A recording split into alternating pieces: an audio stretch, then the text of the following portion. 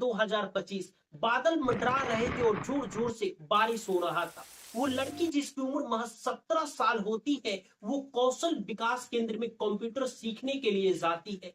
घर वाले मना करते हैं कि बेटा मत जाओ, जोर जोर से बारिश हो रही है, लेकिन वो लड़की फिर भी नहीं मानती है। उस संस्थान में कंप्यूटर सीखने के लिए चली जाती है। वो लड़की लगातार 3 महीने से उसी संस्थान में कंप्यूटर सीख रही होती है, लेकिन उस दिन दुर्भाग्य की बात थी कि बहुत कम बच्चे उस संस्थान में आए हुए थे और टीचर विष्णु झा उस लड़की को पढ़ा रहा होता है। उसके पास जाता है और देखता है कि कोई नहीं आया है, तो उसके साथ जबरदस्ती करने की कोशिश करता है। वो लड़की विरोध करती है, लेकिन उसके बावजूद भी वो टीचर नहीं मानता है। उसके बदन से कपड़े हटाकर उसके साथ दरिंदगी करने लगता है, हैवानियत करने लगता है और उसके बाद जब लड़की विरोध करती है तो पानी में जहर मिलाकर उस लड़की को पिला देता है। उसके बाद जो होता है वो सुनने के बाद आपके रोंगटे खड़े हो जाएंगे, आपके पैरों तले जमीन ही खिसक जाएगा। इस पूरी क्राइम डॉक्यूमेंट्री को सुनने के लिए जुड़े रहिए हमारे साथ। तो शुरू करते इस सच्ची क्राइम कहानी की शुरुआत।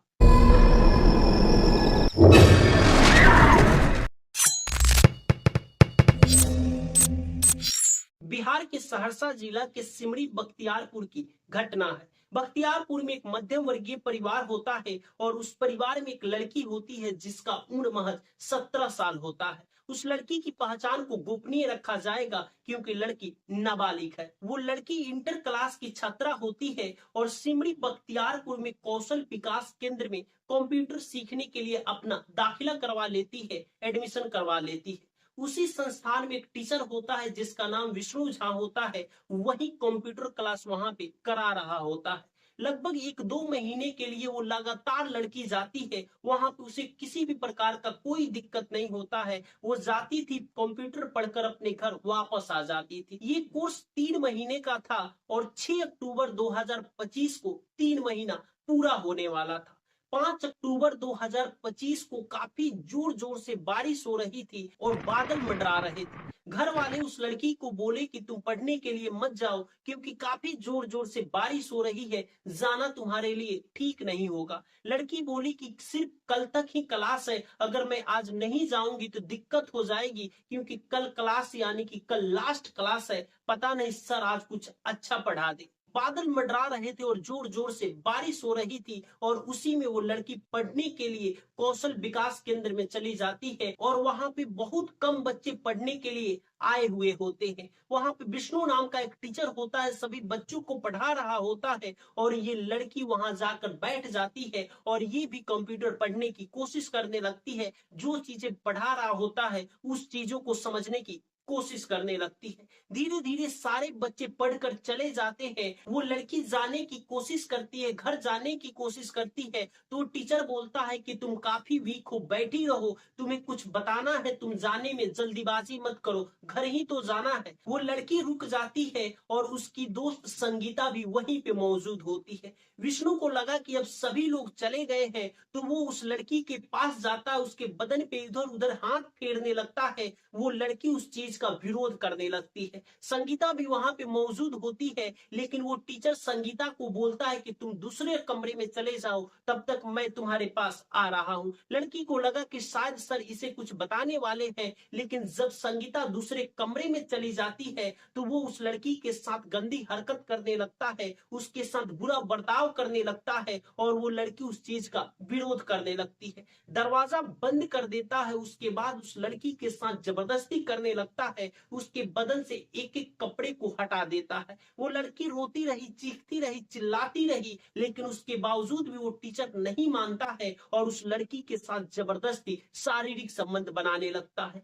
शारीरिक संबंध बनाने के दौरान वो लड़की बेहोश हो जाती है और उसके बदन से खून टपकने लगते हैं। वो इंसान यही नहीं रुकता है, फिर वो पानी लेकर आता है और पानी में जहरीला पदार्थ मिलाकर उस लड़की को पिला देता है। वो लड़की अधमरा हो जाती है और जब अधमरा अवस्था में होश में आती है तो बड़बड़ाने लगती है, कुछ भी बोलने लगती है, उसकी दोस्त संगीता उसके पास आ जाती है और जब उस टीचर को लगा कि ये लड़की की हालत बहुत बुरी हो चुकी है, तो फौरन एम्बुलेंस बुलाकर उस लड़की को हॉस्पिटल, सरकारी हॉस्पिटल में शिफ्ट करके और उस लड़की के फोन से ही उसके दादा के पास फोन करता है और बोलता है कि आपके घर की जो लड़की है उसका तबीयत काफी खराब हो चुका है और वो हॉस्पिटल में फिलहाल मौजूद है। उसके घर वाले आनन फानन में हॉस्पिटल आ जाते हैं और वहां से वो टीचर फरार हो जाता है। वो लड़की बख्तियारपुर के अनुमंडलीय अस्पताल में भर्ती होती है, लेकिन डॉक्टर चेक करते हैं, इलाज करते हैं, सुधार नहीं होता है तो उस लड़की को रेफर कर देते हैं।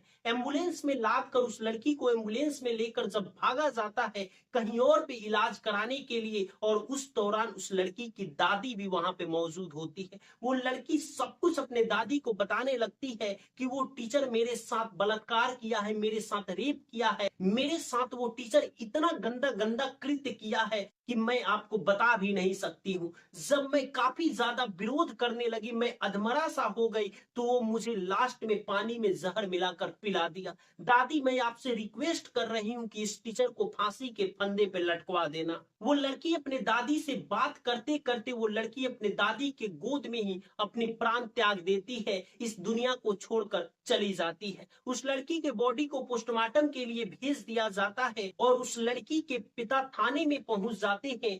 टीचर यानी कि जो विष्णु झा होता है उसके खिलाफ एफआईआर दर्ज करवाने के लिए, और दो टीचर और होते हैं, एक का नाम विजेंद्र ठाकुर और दूसरे का नाम मुकेश यादव होता है। उस लड़की के पिता ये बोलते हैं कि मेरे बच्ची के साथ ये दोनों भी दुष्कर्म किए हैं, मेरे बच्ची के जिंदगी के बर्बादी में, मेरे बच्ची के मौत के पीछे इन दो टीचरों का भी हाथ है। विजेंद्र ठाकुर और मुकेश यादव का ये कहना है कि उस लड़की का टीचर विष्णु झा के साथ अवैध संबंध था, दोनों एक दूसरे के साथ पहले से ही शारीरिक संबंध बनाते थे। पुलिस इस चीज की जांच करने लगती है और एसडीपीओ मुकेश कुमार ठाकुर को ये केस सौंप दी जाती है और वो तह तक जाकर इस चीज की जांच करने लगते हैं कि आखिर ये वारदात और ये घटना कैसे हुई। सीसीटीवी कैमरे और सीडीआर के तहत इस केस की जांच हो रही है। अब देखिए उस लड़की को न्याय मिल पाता है या नहीं मिल पाता है। ऐसे ही सच्ची क्राइम डॉक्यूमेंट्री देखने के लिए हमारे चैनल को सब्सक्राइब कर लीजिएगा। फिर कल मिलेंगे किसी और नई सच्ची घटना के पड़ताल के साथ। तब तक आप और अपनों का ख्याल रखिए। शुभ रात्रि, गुड नाइट। इस पूरी क्राइम डॉक्यूमेंट्री को देखने के बाद, सुनने के बाद आपको क्या लगा? किसकी गलती की वजह से उस मासूम सी लड़की की जान चली गई? आप अपनी प्रतिक्रिया कमेंट बॉक्स में जरूर दीजिएगा, क्योंकि आपके हर प्रतिक्रिया का मुझे इंतजार होता है। अगर यहाँ तक के सफर में आप मेरे साथ जुड़े हुए हैं तो आपसे एक छोटी सी विनती है कि हमारे चैनल को सब्सक्राइब कर लीजिएगा, क्योंकि आपकी एक छोटी सी प्रयास हमारे चैनल को मजबूती और हमें हौसला प्रदान करती है।